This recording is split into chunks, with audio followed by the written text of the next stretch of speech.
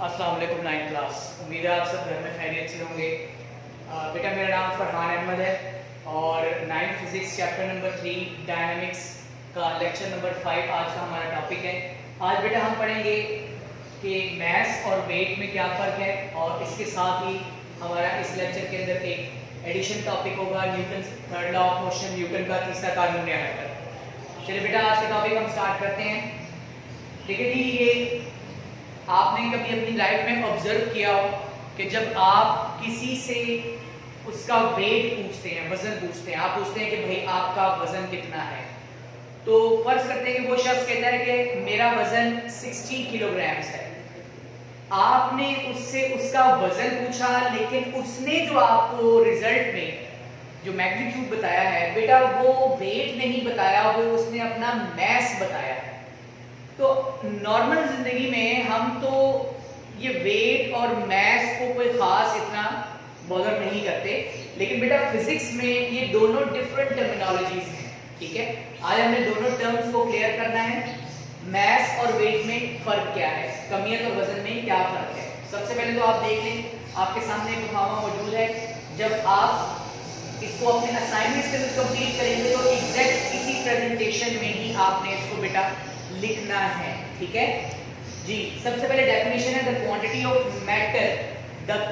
Of matter possessed by a body is its mass. उसका कमियत कहलाता है ये। ठीक है, इसका मतलब क्या हुआ, देखिए जी, जब किसी एक स्पेसिफिक पॉइंट पर मैटर की तादाद ज्यादा से ज्यादा होगी, हम कहते हैं कि इस स्पेसिफिक पॉइंट पर उस ऑब्जेक्ट का मास ज्यादा है। फॉर एग्जांपल, आपके पास एक बैग है, ठीक है, आपने उसके अंदर थोड़ी सी रेत भर देनी है। आपने 3 या 4 मग उसके अंदर रेत भर दिया, आपने सैंड उसके अंदर फिल कर दिया। तो जब आप उसको उठाएंगे तो आपको थोड़ा सा मुश्किल लगेगा, लेकिन अगर आप उसके अंदर मजीद रेत ऐड कर दें, मतलब पहले से रेत बढ़ चुकी है दूसरी सिचुएशन में, तो अब आप देखेंगे कि उस बैग में जो क्वांटिटी है मैटर की, मैटर ऑब्वियसली जो सैंड है, वो क्वांटिटी इंक्रीज कर गई है। तो अब आपके लिए उठाना पहले से ज्यादा मुश्किल हो जाएगा, ऑब्वियसली आपको ज्यादा फोर्स लगानी पड़ेगी।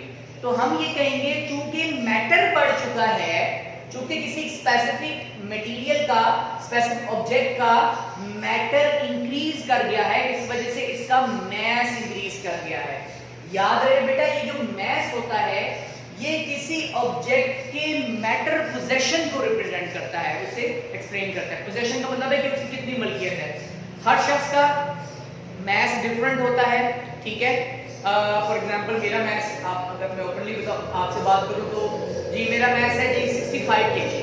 तो 65 केजी का मतलब ये है कि 65 केजी मैटर पोजेशन एक चीज है, मेरे मुकाबले में कोई और शख्स होगा, उसका हो सकता है कि 100 केजी हो, तो ऑब्वियसली अगर आप उस ऑब्जेक्ट को देखेंगे तो उसकी जो मैटर पोजेशन है वो मुझसे ज्यादा होगी। मैंने अपनी मिसाल दी आपको। चलिए, ये तो डेफिनेशन थी। अच्छा, दूसरा ये है कि ये क्वांटिटी स्केलर्स है बेटा, ये स्केलर क्वांटिटी है, याद रहे, बहुत इंपॉर्टेंट है। आपने चैप्टर नंबर 2 में वेक्टर्स और स्केलर्स क्लियर किया था, तो वही आपका टॉपिक बन जाता है एक्सप्रेशन। इसे जाहिर कैसे किया जाता है, इसे लिखा कैसे जाता है, यानी कि रिटन एक्सप्रेशन जो होगी, इसे आमतौर पर M, small M, normal way of writing में, चूंकि स्केलर है इस वजह से नॉर्मल वे ऑफ राइटिंग में हम इसको एम ही लिखेंगे। अच्छा, वेरिएशन विद हाइट। देखिए ये वेरिएशन विद हाइट का कॉन्सेप्ट क्या है, आमतौर पर वेट की वजह से ये टॉपिक आ जाता है कि जब किसी ऑब्जेक्ट को हम ऊपर की तरफ उठाते हैं, मिसाल तौर पर जमीन के सेंटर से उसको दूर लेके जाते हैं, हाइट पर लेके जाते हैं, तो ग्रेविटेशनल एक्सेलरेशन की वजह से, ग्रेविटेशनल एक्सेलरेशन, क्योंकि यहां आगे हम लोग ग्रेविटेशनल एक्सेलरेशन चेंज होने की वजह से, चैप्टर 5 का टॉपिक है, जैसे हम हाइट पे जाएंगे, जमीन के मरकज से, जमीन के सेंटर से दूर जाते जाएंगे, हमारे ऊपर ग्रेविटेशनल एक्सेलरेशन की वैल्यू रिड्यूस करती जाएगी, इस वजह से वेट चेंज होता जाएगा। ठीक है, आगे मैं डेरिवेशन भी इसकी मैं आपको बताऊंगा बिल्कुल एंड पे।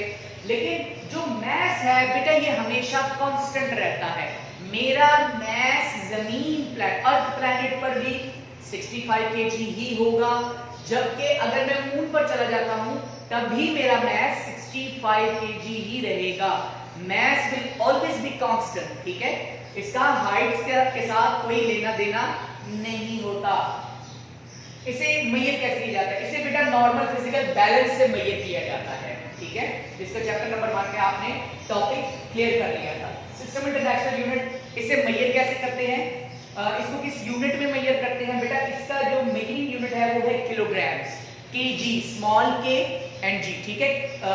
किलोग्राम में इसको मेजर किया जाता है। तो ये बेटा आपके जो हेडिंग्स बन गए हैं शॉर्ट क्वेश्चंस के लिए, ठीक है। मैथ्स के सिमिलरली हम वेट की बात करते हैं। किसी ऑब्जेक्ट का वेट क्या होता है? याद रहे हम अर्थ प्लैनेट पर मौजूद हैं। अर्थ प्लैनेट हम तमाम ऑब्जेक्ट्स पर, जितनी भी ऑब्जेक्ट्स हैं, हर चीज पर अपनी तरफ एक फोर्स लगाती है। तो अर्थ प्लैनेट की ऑब्जेक्ट्स के ऊपर अपनी जानिब फोर्स, अट्रैक्शनल फोर्स जो होगी वो उस ऑब्जेक्ट का वेट होगा, ठीक है। मिसाल के तौर पर अगर मैं ये कहता हूं कि भाई मेरा जो वेट है वो जमीन की तरफ से लगने वाली मुझ पर अट्रैक्शन है, तो ये बात बिल्कुल दुरुस्त है, ठीक है। हर ऑब्जेक्ट पर उसके मास के अकॉर्डिंग फोर्स इंप्लीमेंट हो रही होती है। किसी शख्स का वेट ज्यादा है, किसी शख्स का वेट ज्यादा है, ठीक है, तो हम ये कहेंगे कि अर्थ प्लैनेट उस स्पेसिफिक ऑब्जेक्ट को मास के बढ़ने की वजह से, मास के बढ़ने की वजह से ज्यादा फोर्स लगा रही है।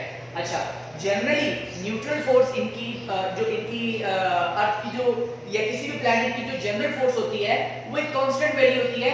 वो 1 किलोग्राम पर 10 न्यूटन की होती है, यानी कि 10 न्यूटन पर केजी। इंशाल्लाह यही टॉपिक, यही डिस्कशन आपके चैप्टर नंबर 5 में दोबारा आएगा जी। क्वांटिटी, ये एक वेक्टर्स क्वांटिटी है। वेक्टर्स है तो ऑब्वियसली इसकी कोई डायरेक्शन भी होगी जी। क्या डायरेक्शन होगी? अगर बेटा मैं इस बोर्ड मार्कर को यहां से रिलीज करता हूं तो बोर्ड मार्कर किस जानिब मूव करेगा? डाउनवर्ड मूव कर रहा है। हम ये जानते हैं कि ऑब्जेक्ट उस तरफ डिस्प्लेस होता है बेटा जिस जानिब पर उस पर फोर्स लगती है। तो इसका मतलब ये हुआ कि ऑब्जेक्ट पर जो फोर्स लग रही है, ऑब्जेक्ट पर जो फोर्स लग रही है वो डाउनवर्ड फोर्स है, ठीक है, जिसकी जानिब ये ऑब्जेक्ट मूव कर रहा था। तो ऑब्वियसली कोई चीज है, कोई फोर्स है, नॉन कांटेक्ट फोर्स, जो इस बोर्ड मार्कर को नीचे की तरफ खींच रही थी। वो फोर्स, जमीन की अट्रैक्शन इस बोर्ड मार्कर के वजन के बराबर होती है। मेरा भी वजन डाउनवर्ड है, हर एक ऑब्जेक्ट का वजन डाउनवर्ड ही होता है, वेट की डायरेक्शन डाउनवर्ड होती है टुवर्ड्स द प्लैनेट जी। इसे एक्सप्रेस कैसे किया जाता है? स्मॉल w, ठीक है, स्मॉल w, ठीक है। आप इसको ऐसे भी लिख सकते हैं with the vector representation arrowhead, ठीक है, क्योंकि वेक्टर क्वांटिटी है इस वजह से आपने ये रिप्रेजेंटेशन भी देनी है। It varies with the height due to the variation of value of g। क्योंकि जमीन से ऊपर जाते रहे आप, हाइट पे जाते रहे, तो ग्रेविटेशनल एक्सेलरेशन जो जमीन पर 10 है, जमीन पर ग्रेविटेशनल एक्सेलरेशन की वैल्यू 10 मीटर पर सेकंड स्क्वायर है।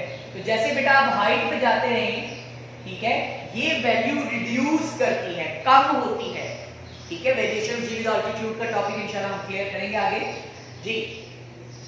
मेजरिंग इंस्ट्रूमेंट कौन सा है? इसका मेजरिंग इंस्ट्रूमेंट है स्प्रिंग बैलेंस। तो स्प्रिंग सा होता है, ठीक है, हुक लगा होता है, आप एक जगह पे इसको लगा के किसी ऑब्जेक्ट को उसके ऊपर लटका देते हैं और उसके ऊपर रीडिंग्स आ जाती हैं, ठीक है। तो स्प्रिंग बैलेंस से आप इसको मेजर कर सकते हैं। इसका यूनिट क्या है? क्योंकि ये फोर्स है, क्योंकि ये एक फोर्स है, डायरेक्शन डाउनवर्ड, ठीक है, इस वजह से इसका यूनिट न्यूटन है। इसे भी न्यूटन में रिप्रेजेंट किया जाता है, मेजर किया जाता है, यानी किलोग्राम मीटर पर सेकंड स्क्वायर, जिसके बारे में मैंने आपको प्रीवियस लेक्चर में बता दिया था कि न्यूटन जो है वो किलोग्राम मीटर पर सेकंड स्क्वायर के बराबर होता है, ठीक है। ये बेटा आपका मास एंड वेट का टॉपिक बहुत important short question point of view से 4 नंबर का लॉन्ग क्वेश्चन भी बेटा ये पूछा जा सकता है, ठीक है। आप इस वीडियो को गौर से देखें और इन टॉपिक को, ये जो मैंने जिसका अभी आपको एक कंपैरिजन बताया, इसी प्रेजेंटेशन में आपने टेक्स्ट बुक में चैप्टर नंबर 3 में जो ये आपका टॉपिक है वहां पर आपने सेल्फ रीडिंग भी करनी है, ठीक है। पहले आपने क्या करना है? वीडियो गौर से देखनी है, ठीक है, 1 से 2 दफा, और उसके बाद फिर आपने क्या करना है बेटा कि आपने अपने टेक्स्ट बुक की रीडिंग करने के बाद फिर जरा वीडियो देखनी है, तो ज्यादा टाइम नहीं लगता, ठीक है।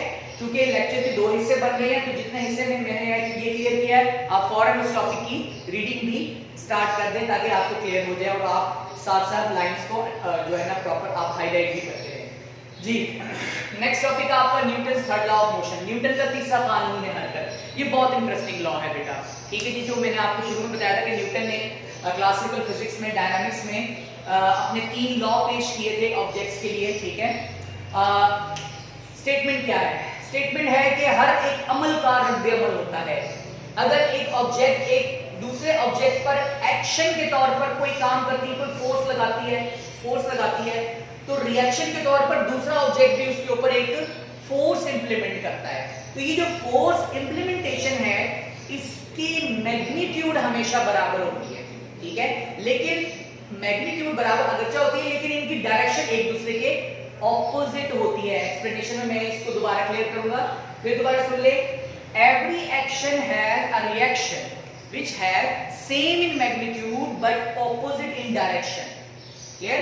जैसे मिसाल के तौर पे अब ये इस टेबल के ऊपर ये डस्टर पड़ा हुआ है, तो डस्टर का वेट डाउनवर्ड है, जैसे मैंने अभी आपको बताया डस्टर का वेट डाउनवर्ड है, और टेबल ने इसको ऊपर की तरफ उठाया हुआ है, ठीक है। टेबल ने इसको ऊपर की तरफ उठाया हुआ है। फॉर एग्जांपल ये वो टेबल है, यहाँ पे ये डस्टर मौजूद है, ठीक है। इसका weight downward as an action, बतौर अमल, ठीक है, और टेबल का रिएक्शन फोर्स अपवर्ड, ठीक है, जिसने इसको ऊपर की तरफ उठाया हुआ है। अगर तो अब जैसे स्टेटमेंट के मुताबिक एक्शन वेट और रिएक्शन, ठीक है, आर, इन दोनों का मैग्नीट्यूड बराबर होता है, लेकिन बेटा इनकी डायरेक्शन ऑपोजिट होती है। इसी वजह से ये ऑब्जेक्ट्स एक दूसरे के इफेक्ट्स को कैंसिल कर रहे हैं। जब इफेक्ट्स कैंसिल होते हैं तो ऑब्जेक्ट अपनी स्टेट को कंटिन्यू रखता है, ठीक है। इस वक्त ये डस्टर जो है, या ये जो डस्टर है, क्योंकि ये दोनों फोर्सेस एक्शन और रिएक्शन बराबर है और ऑपोजिट डायरेक्शन में है, इस वजह से ये रेस्ट कंडीशन में है। ना तो ये वेट की वजह से डाउनवर्ड मूव कर रहा है, ना रिएक्शन फोर्स की वजह से अपवर्ड इसके अंदर किसी किस्म की मोशन है जी। इंप्लीमेंटेशन ऑफ लॉ, देखिए जी न्यूटन थर्ड लॉ इंप्लीमेंट होता है जब किसी ऑब्जेक्ट पर कोई फोर्स लग रही होती है, ठीक है। अच्छा, अब यहां पर फोर्सेस का मतलब क्या हो गया? आमतौर पर यह देखा गया है कि अगर तो ये दो फोर्सेस देंगे तो इसका तो रिजल्टेंट 0 निकलेगा, ठीक है। याद रहे बेटा, ये जो आपके जो Newton third law of motion है, इसको एक स्पेसिफिक लिमिट्स के अंदर, कंडीशंस के अंदर हम लोगों ने स्टडी करना होता है, ठीक है। अच्छा, इसके बाद difference between action and reaction, वो फोर्स जो पहला ऑब्जेक्ट दूसरे ऑब्जेक्ट पर लगाता है, ठीक है। पहला ऑब्जेक्ट दूसरे ऑब्जेक्ट, अब यहां पहला ऑब्जेक्ट क्या है? ये डस्टर, ये डस्टर पहला ऑब्जेक्ट है। ये इस टेबल सेकंड ऑब्जेक्ट के ऊपर फोर्स जो लगा रहा है वो वेट की वजह से है, तो ये फोर्स कहलाएगी एक्शन, और नतीजे में, ठीक है, बदले में जो दूसरा ऑब्जेक्ट पहले ऑब्जेक्ट के ऊपर फोर्स लगा रहा है, जिसे ब्लू लाइन से मैंने रिप्रेजेंट किया है, इसे हम कहेंगे रिएक्शन। ये कोई थंब रूल नहीं है, आप चेंज भी कर सकते हैं, ठीक है जी, कोई जरूरी नहीं है, लेकिन आमतौर पर हम लोगों ने हवाले के लिए एक सीक्वेंस लेना होता है। अच्छा, तो एक्शन और रिएक्शन, इनकी प्रॉपर्टीज क्या है कि एक्शन और रिएक्शन मैग्नीट्यूड में तो सेम होंगे, मैग्नीट्यूड विल बी सेम, लेकिन बेटा इसकी डायरेक्शन जो होगी वो हमेशा एक दूसरे के ऑपोजिट होगी। Direction will always opposite to each other, clear.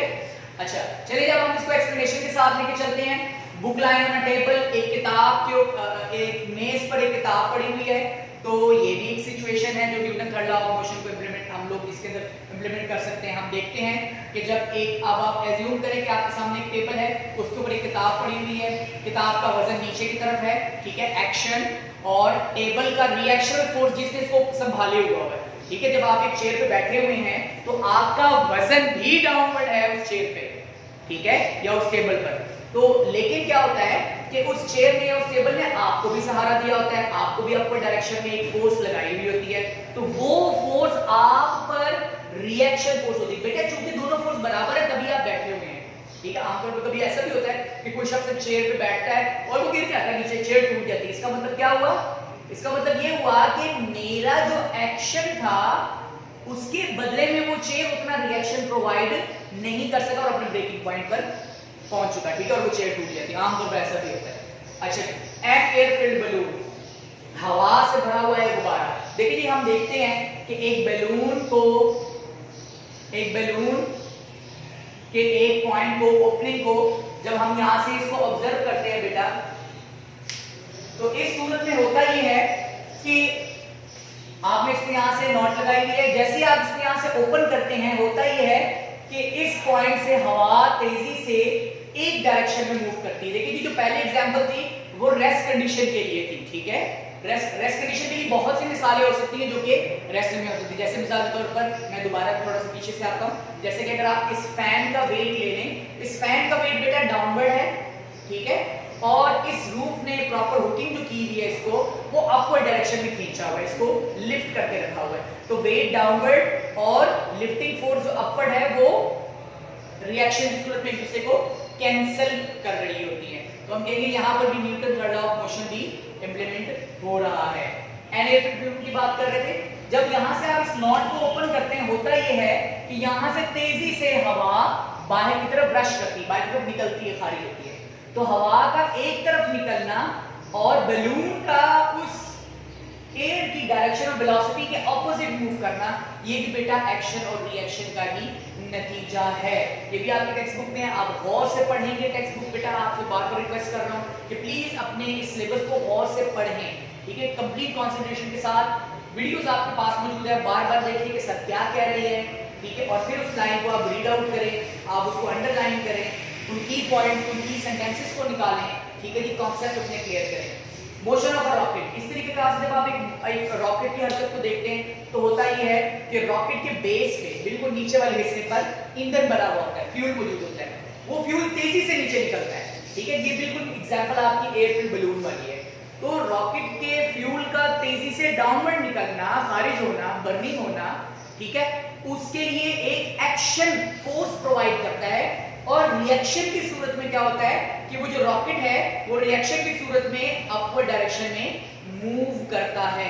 तो ये भी बेटा एक्शन और रिएक्शन, यहाँ पे अगर आप गौर करें, एक्शन डाउनवर्ड है और रिएक्शन अपवर्ड है, जिसकी वजह से Newton third law of motion भी इंप्लीमेंट होता है। वॉकिंग ऑन द ग्राउंड, ये दो जो आपको एग्जांपल दी हैं ये आपकी टेक्स्ट बुक में नहीं है, मैंने आपको इजाफी बता दी है, लिखना चाहें लिख लें, इट्स ओके, ठीक है जी, अपने सेंटेंस बना लें। वॉकिंग ऑन द ग्राउंड, जमीन पर चलना। देखिए जी, जब हम जमीन पर चल रहे होते हैं तब भी Newton third law of motion implement हो रहा होता है। हम जमीन पर फोर्स लगाते हैं, एक्शन, ठीक है, आगे चलने के लिए, और जमीन हम पर फोर्स लगाती है आगे धकेलने के लिए, ताकि हम आगे मूव कर सके। इसमें फ्रिक्शन, रगड़ जो है, जिसका टॉपिक आगे आएगा, वो हमारे लिए हेल्पफुल होती है। It is always opposite in direction and equal in magnitude.